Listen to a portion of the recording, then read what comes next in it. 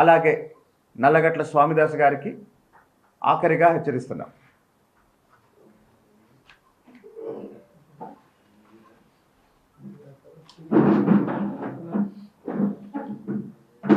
ఓకేనా? కొంత విమర్శలు చేస్తున్నారు సార్, తీవ్ర స్థాయిలో కేసు చాలా ఖర్చు పెట్టారు.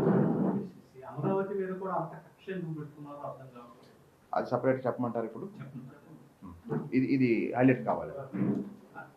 నేను దానికి ప్రత్యక్ష కారణం, ప్రత్యక్ష సాక్ష్యం నేను. మీరు రెడీ చెప్తే నేను మాట్లాడతాను. విజయవాడ ప్రాంత ప్రజలందరికీ నమస్కారం. మీ అందరికీ తెలియాల్సిన ఒక విషయం ఏంటంటే, విజయవాడ లోక్సభ నియోజకవర్గం నుంచి 2 సార్లు లోక్సభకు ఎన్నికైన లేదా ఈ ప్రాంత ప్రజలు ఎన్నుకున్న కేశినేని నాని గారు మొదటి నుంచి అమరావతి రాజధాని విషయంలో అమరావతికి వ్యతిరేకంగా ఉన్నారు.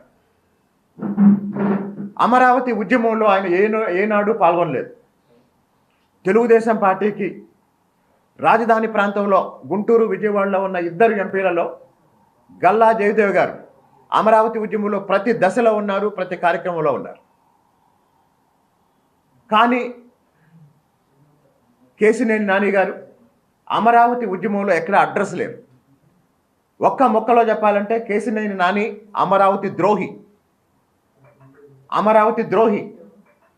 ఈ విషయాన్ని దృష్టిలో పెట్టుకొని రేపు ఒకవేళ కేశినేని నాని వైఎస్ఆర్సీపీ అభ్యర్థి అయితే డిపాజిట్ కూడా రాకుండా నానిని ఓడించాల్సిన బాధ్యత మన మీద ఉంది.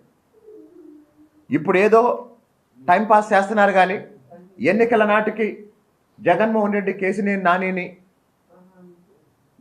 విజయవాడ లోక్సభ అభ్యర్థిగా ఉంచుతాడని నేను అనుకోవటం లేదు.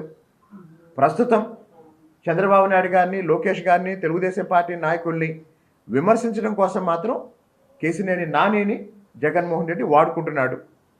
అందరూ గుర్తుపెట్టుకోవాల్సిన విషయం, కేశినేని నాని అమరావతి ద్రోహి. అమరావతి ద్రోహి. జగన్మోహన్ రెడ్డి గారి కళ్ళల్లో ఆనందం కోసం